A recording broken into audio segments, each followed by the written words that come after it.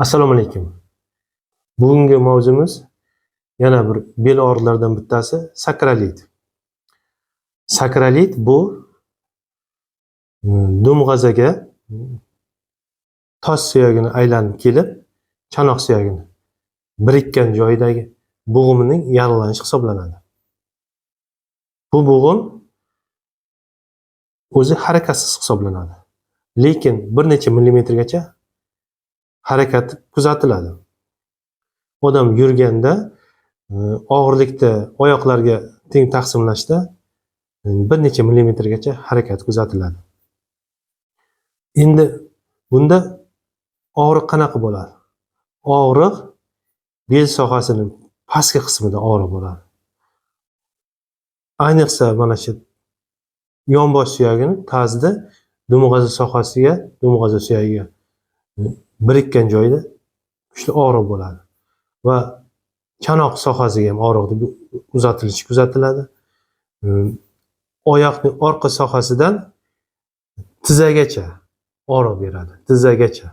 Chunki bu nerv zararlanmayapti bu yerda. Bunda bo'g'im zararlangani uchun og'riq tizzagacha kuzatiladi. Sezgi o'zgarishi kuzatilmaydi. Keyin bunda ertalab turayotganda harakat ertalab turmoqchi bo'lganda startoviy og'riq, ya'ni harakat boshlanishidagi og'riq kuzatiladi. Bu startoviy og'riq deyiladi. Shunda birdan bel sohasida og'riq kuzatiladi. Va uzoq vaqt tik turganda og'riq paydo bo'ladi. Og'riq kuchayib boshlaydi. Zinaga chiqqanda ayniqsa kuchayadi. Agar infeksionniy sakralit bo'ladigan bo'lsa, tana haroratining ko'tarilishi kuzatiladi. Bunga nimalar sabab bo'lishi mumkin? Endi birinchi o'rinda boya aytgandek infeksionniy, bu ham ikkiga bo'linadi.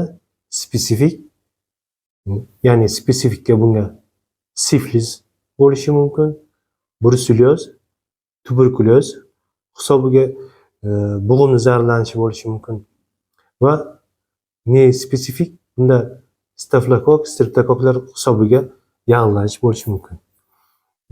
Ya'ni infeksionniy sabab birinchisi. Ikkinchisi autoimmun kasalliklar hisobiga bo'lishi mumkin. Bunda Bexterev kasalligi birinchi o'rinda turadi.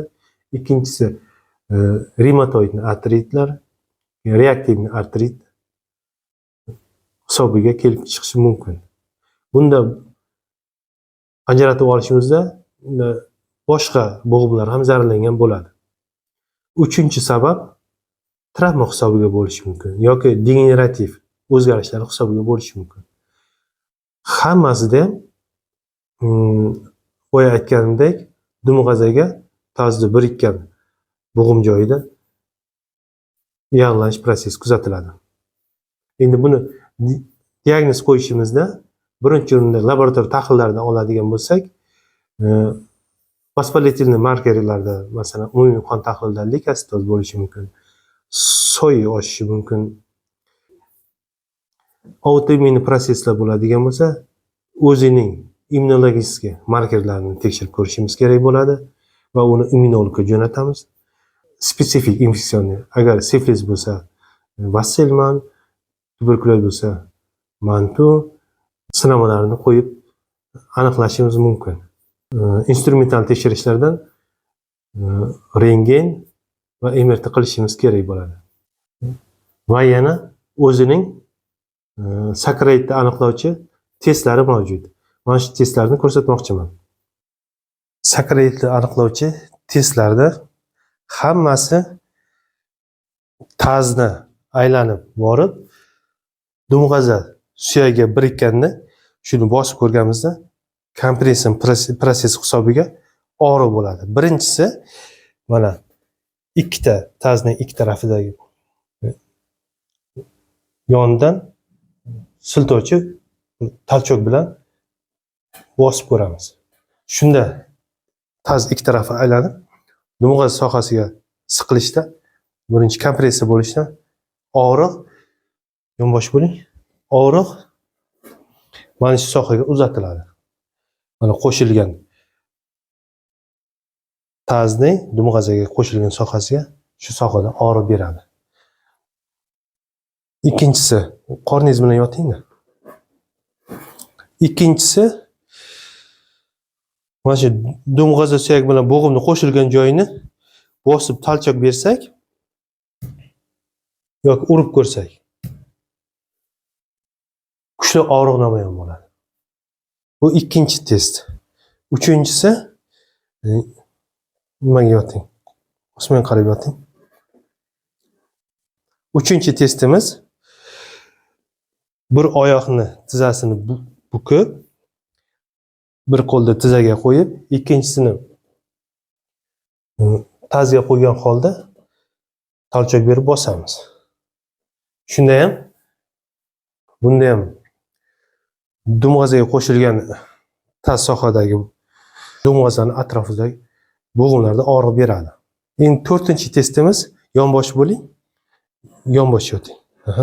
Yonbosh yotgan, bunda ham tazni bosib ko'rganimizda talchoq berib, shu sohada bo'g'imda og'riq kuzatiladi. Mana shu 4 ta testini sizlarga aytmoqchi edim. Endi davosiga keladigan bo'lsak, birinchi o'rinda analizlardan, tekshirishlardan keyin qanaqa sababdan kelib chiqqanini, infeksionnimi yoki autoimmunnimi yoki travma yoki degenerativ o'zgarishlar hisobiga kelib chiqqanimi, mana shularni aniqlab, shunga qarab lecheniya olib boramiz. Endi agar infeksion bo'lsa, siflis yoki tuberkulyoz yoki bruselyoz bo'lsa, o'ziga kerakli bo'lgan bruselyoz bo'lsa, infeksionga jo'natamiz.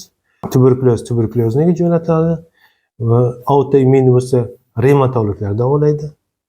Ya'ni birinchi o'rinda antibiotik terapiya, og'riq qoldiruvchilar, NPVSlar, nosteroid preparatlar.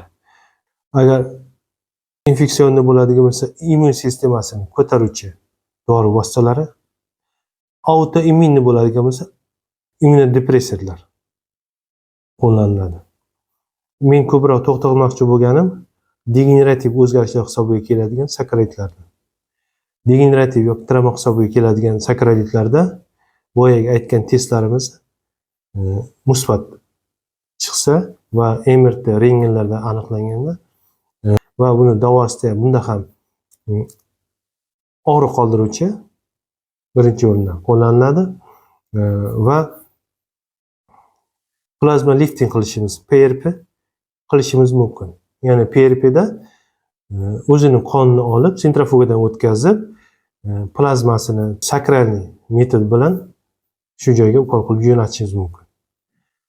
Ya'ni bunda plazmada yana qo'shimcha faktor rosti bor. Bu plazma ham, faktor rosti ham yallig'lanish prosesini ancha kamaytiradi. Bu organizm o'ziniki. Vaspalitin proseslarni tezroq tiklanishini yaxshilaydi. Asosan keyin elfika terapiya, endi davolovchi mashqlar.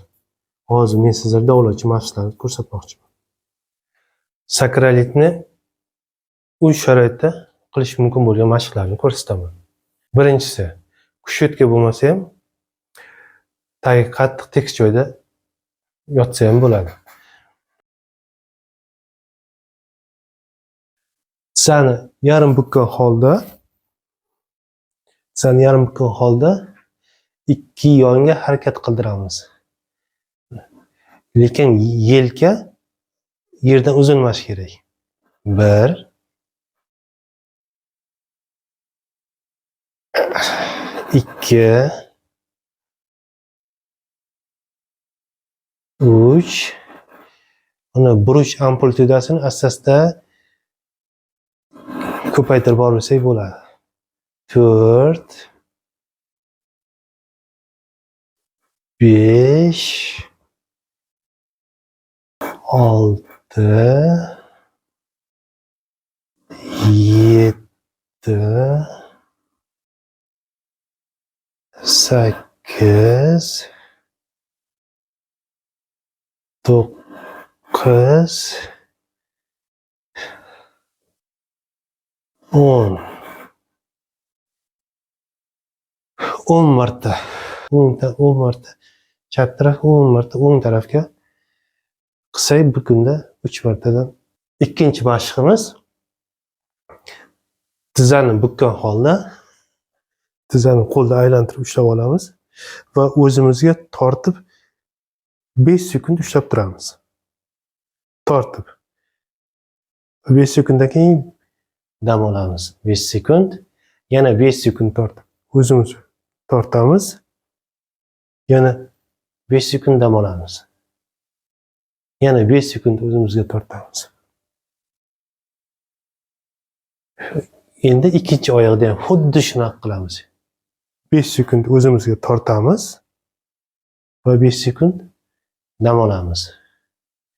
5 sekund yana o'zimizga tortib, yana 5 sekund dam olamiz.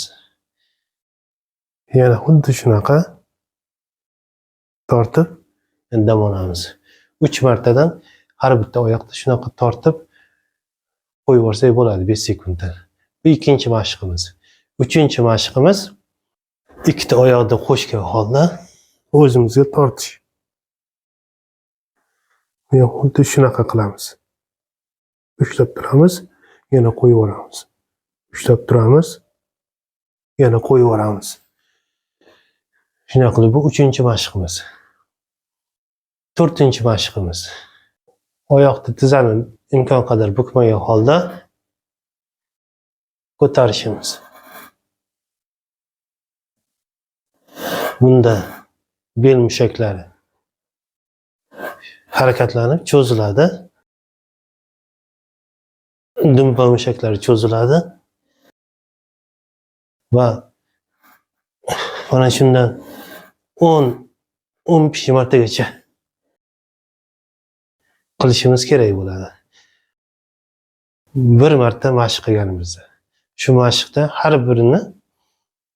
har bir aytgan mashqim birinchi, ikkinchi, uchinchi mashqlarimiz hammasini kuniga 2 martadan minimum qilish kerak bo'ladi.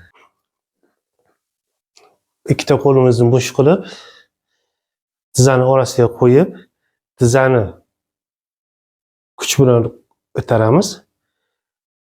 Qo'limizni qarama-qarshilik qilamiz. Ikkita tizzani ko'taramiz, siqamiz, qo'limiz bilan qarshilik qilamiz. Shunday qilib 5 sekund siqib turamiz tizza bilan, imkon qadar qo'l bilan qarshilik qilib va 5 sekund yana qo'yib yuboramiz. Yana shunday qilib 5 sekund siqib turamiz va 5 sekund qo'yib yuboramiz. 3 marta mana shunaqa bu mashqni o'tkazsak bo'ladi. Bir marta qilganda. Ikkinchi xuddi shunaqa yana mashqimiz. Bunda endi teskarisi tashqaridan kaf bilan qo'lni tizzani ichkariga itarganimizda tizza tashqariga harakat qilib itarib qarama-qarshilikka harakat qildirishimiz kerak bo'ladi. Bunda ham 5 sekund itaramiz, bir-biriga qarama-qarshilik qildirib, yana 5 sekund qo'yib yuboramiz. Yana 5 sekund itaramiz, 5 sekund qo'yib yuboramiz. Yana 5 sekund itaramiz, 5 sekund qo'yib yuboramiz. Bu mana shunday qilib mashqlarni sakrash bo'yicha o'tkazsak bo'ladi.